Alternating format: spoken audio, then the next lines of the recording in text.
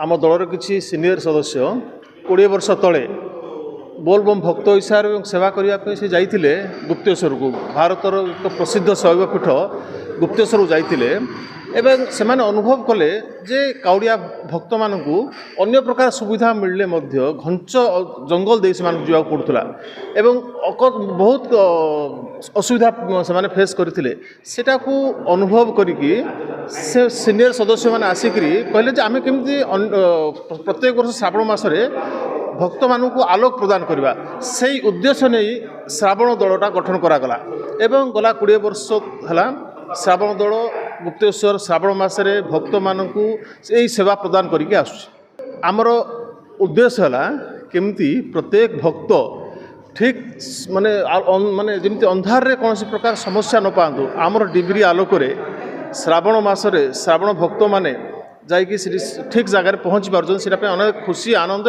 आमर खुशीटा को आम वर्णना करूँ एत खुशी आम ये कम कर जेहेतु किसी जेकोसी सुविधा जेहेतु नहीं आमर ये प्रचेषा आम चालू रखीचु एवं आगामी दिन में जेते जाई प्रशासन आलोकर व्यवस्था से करना से जाई आम तार व्यवस्था कर आसबू एवं यह आमर आम निष्पत्ति नहीं सारी जेते जे आलोक प्रदान करा जाई पारने से प्रशासन द्वारा आम यही डिब्री माध्यम आलोक प्रदान करने को चेष्टारत रहबू एवं प्रशासन को आम अनुरोध करूँ जे आलोकर व्यवस्था करा जाऊ।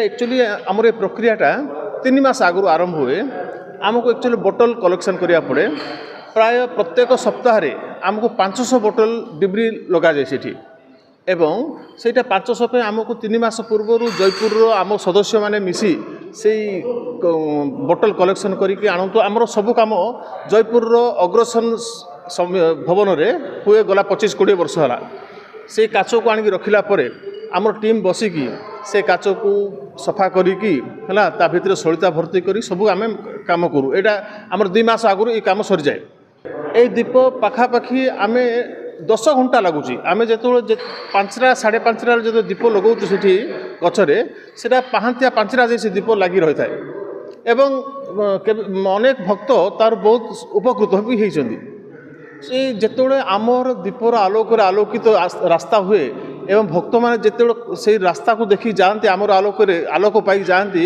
से खुशी आम एत अधिका खुशी पाऊ प्रत्येक व्यक्ति एत खुशी से खुशीटा आम वर्णना कर भाषा एवं से प्रत्येक वर्ष श्रावण मास आसीगले आमर सदस्य माने समस्ते विभिन्न जो माने विभिन्न कर्मक्षेत्र आसछन्ति एका सांगरे एकजुट होती सब काम करती एवं तार अनेक आनंद पाते समस्ते। जय बाबा गुप्तेश्वर इटा गुप्तेश्वर बोली कहल हेनी आमर दक्षिण ओडिशार इटा हूँ गोटे ज्योतिर्लिंग इटा दक्षिण समग्र दक्षिण ओडिशा को बुझाऊँ इटा यही गुप्तेश्वर इटा गोटे प्रत्यक्ष महाप्रभु मुझा 93 मु चलुची आगे राति चलुला आम ये रोड घाट किसी नाला एवं मुझे गला थरटू ये वर्ष देखिली रोड जाक बहुत भल अच्छी आउ सेवा जो स्वेच्छासेवी मानकर सेवा भी बढ़िया अच्छी आउ पात्रपुर बार आम जो पानी धरलु से पानी भी उठेबाई भी से बहुत सुविधा कर वर्ष बहुत खुशी लगुच आउ स्वेच्छासेवी मानकर सेवा मनोवृत्ति रही आउ भगवान पाक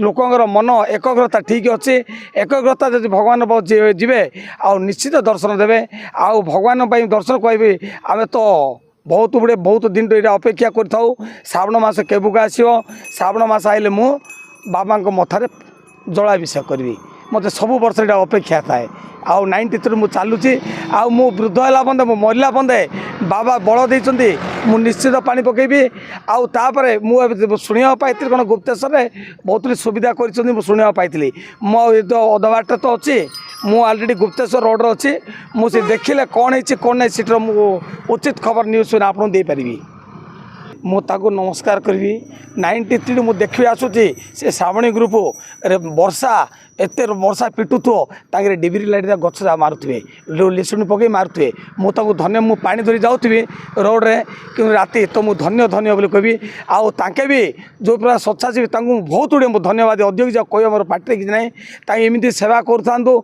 लोक आलोक दान दौथा भगवान भी आलोक दान निश्चित भाव देवे। आज की 25 वर्ष तले आम 5 जन सांग जाइलु बोलबम काउडी धरिकी रामगिर संध्या होगला कलाप नदी आरंभ करूँ रामगिर संध्या है संध्या राति बाहर आम जाइलु गुप्तेश्वर ରାମଗିରିରୁ ଗୁପ୍ତେଶ୍ୱର ହେଉଛି 13 କିଲୋମିଟର। ଦୁର୍ଗମ ଜଙ୍ଗଲ, ଘାଟି ରାସ୍ତା ଆଉ ବନ୍ୟଜନ୍ତୁ ଏସବୁ ଭରପୁର।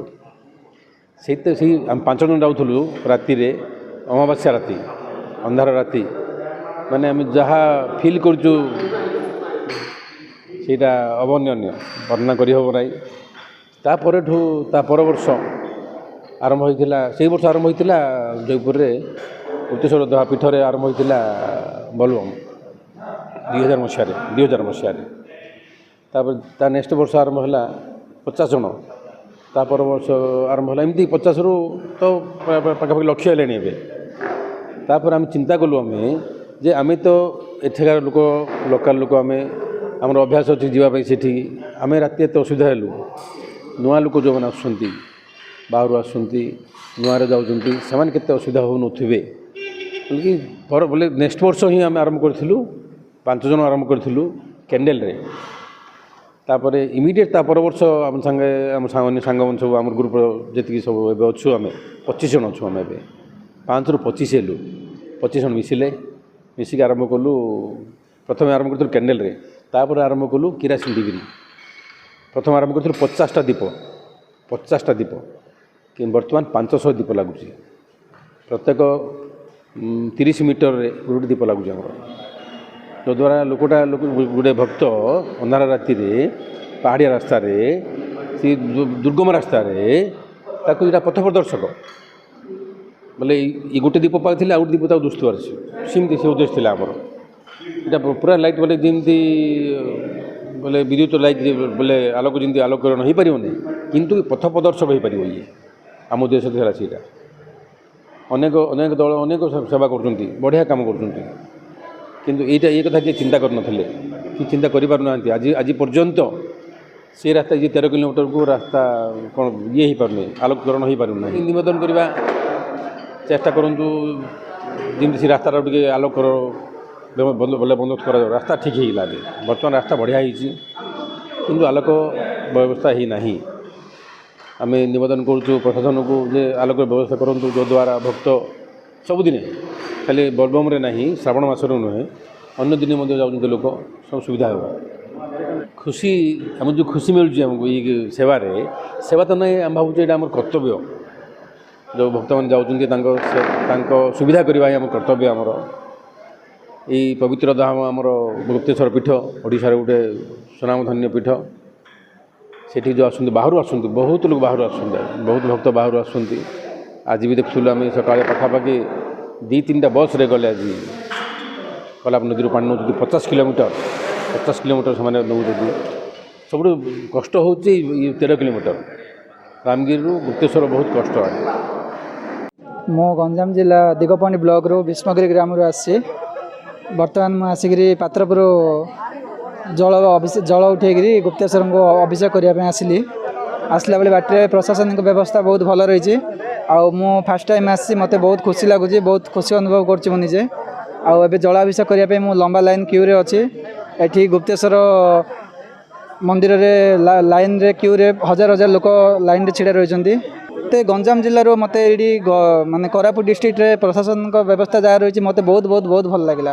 ଏଠି ମୁଁ 12 ବର୍ଷ ତଳେ ଆସିଥିଲି ଖାଲି ବୁଲିବା ପାଇଁ, ନର୍ମାଲି ଯାହା ରାସ୍ତା ଥିଲା। ଏବେ 12 ବର୍ଷ ପୂର୍ବରେ ମୁଁ ପରେ ଆସିଛି ଯେତେବେଳେ, ରାସ୍ତା ପୁରା ବହୁତ ମାନେ କିଛି ଚେଞ୍ଜେସ୍ ହେଇଛି, ଆଉ ବହୁତ କିଛି ଡେଭଲପମେଣ୍ଟ ବି ହେଇଛି ଗୁପ୍ତେଶ୍ୱର ମହାଦେବଙ୍କ ପାଖରେ। ଲାଇନ୍ ବି କ୍ୟୁରେ ଯେଉଁ ଅଛୁ, ଗଞ୍ଜାମରେ ବି ଏଇଟା ବି ବହୁତ ବେଟର୍ ଅଛି, ଲାଇନ୍ରେ ସମସ୍ତେ ଯାଉଛନ୍ତି, ଆଉ କିଛି ଡିଷ୍ଟର୍ବାନ୍ସ ବିଶୃଙ୍ଖଳା କିଛି ବି ସୃଷ୍ଟି ହେଉନି, ଆଉ ସମସ୍ତେ ଆମେ ଲାଇନ୍ରେ ଧାଡ଼ି ବାନ୍ଧିକି ଯାଉଛୁ। ସୁରକ୍ଷା ବ୍ୟବସ୍ଥା ବହୁତ ଭଲ ଅଛି, ଯାହାକୁ ମେଡ଼ିସିନର ବ୍ୟବସ୍ଥା ଦରକାର ପଡ଼ୁଛି ମେଡ଼ିସିନ ଅଛି, ଯେଉଁଠି ଗାଧୋଇବା ପାଇଁ ବ୍ୟବସ୍ଥା ଅଛି, ପାଣିର ବ୍ୟବସ୍ଥା ଅଛି, ଆଉ ଖାଇବା ପାଇଁ ବ୍ୟବସ୍ଥା, ଟିଫିନ୍ର ବ୍ୟବସ୍ଥା, ସବୁକିଛି ବ୍ୟବସ୍ଥା ରହିଛି। ଷ୍ଟ୍ରିଟ୍ ଲାଇଟ୍ ଯେଉଁ ଲାଗିଛି ବହୁତ ସୁନ୍ଦର ଦେଖାଗଲା। ଆମେ ବି କେବେ ଆମର ଅଞ୍ଚଳରେ ଆମେ ଦେଖିନୁ ସେ ଜିନିଷଟା ଆଜି ମୁଁ ଦେଖିଲି, ମୋତେ ବି ବହୁତ ଖୁସି ଲାଗିଲା।